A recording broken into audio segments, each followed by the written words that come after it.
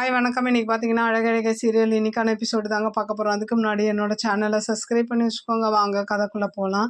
இப்போ பார்த்தீங்கன்னா என்ன ஆகுது, பாக்யராஜ் வந்து ரேவதியை வீட்டுக்கு கூப்பிட்றாங்க. ஆனால் ரேவதி என்ன பண்ணுறாங்க, வராமல் என்ன பண்ணுறாங்க, நான் பார்த்துக்கிறேன்னு நீ கிளம்புன அப்படின்ற மாதிரி சொல்ல, அப்போ தங்கராஜ் வந்து என்ன சொல்கிறாருன்னா, எங்கள் வீட்டு குடும்ப விஷயத்த நாங்கள் பார்த்துக்குவோம், நீ கிளம்பு அப்படின்ற மாதிரி பாக்யராஜ் வெளியில் நிற்க வச்சுட்டு கதவை சாத்திடுறாங்க. அப்படியே அடுத்த சீன் பார்த்தீங்கன்னா, என்ன பாசமலரா ஓடி வந்துட்டான் உன் அண்ணன் ஃபோன் பண்ணி அப்படின்ற மாதிரி கேட்க, பாசம் இருந்தால் ஃபோன் பண்ணாமே எங்கள் அண்ணன் வருவார் அப்படின்ற மாதிரி சொல்ல, அவங்க அண்ணன் கூப்பிட்டானே போக வேண்டியதானே, போயிருப்பேன், எங்கள் அண்ணனுக்கு பாரமாக இருக்க விருப்பப்படல, அதனால தான் நான் போகலன்ற மாதிரி ரேவதி கோவமாக பேசிட்டு என்ன பண்ணுறாங்க, மாடிக்கு போயிடுறாங்க. அப்போ தங்கராஜ் வந்து வெளியில் பார்த்தா பாக்யராஜ் வந்து அங்கேயே அழுதுகிட்டு நின்றுட்டு இருக்காரு.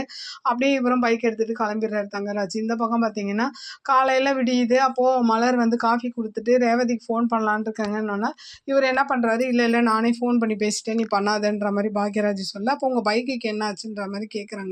அப்போ இந்த மாதிரி வட்டி கட்டலன்ற மாதிரி சொல்ல, அப்போது இவங்க என்ன பண்ணுறாங்க, பீரோலேருந்து காசு எடுத்து கொடுத்து ஃபஸ்ட்டு வண்டியை போய் எடுத்துகிட்டு வாங்கன்ற மாதிரி கொடுக்க இவரும் கிளம்புறாரு.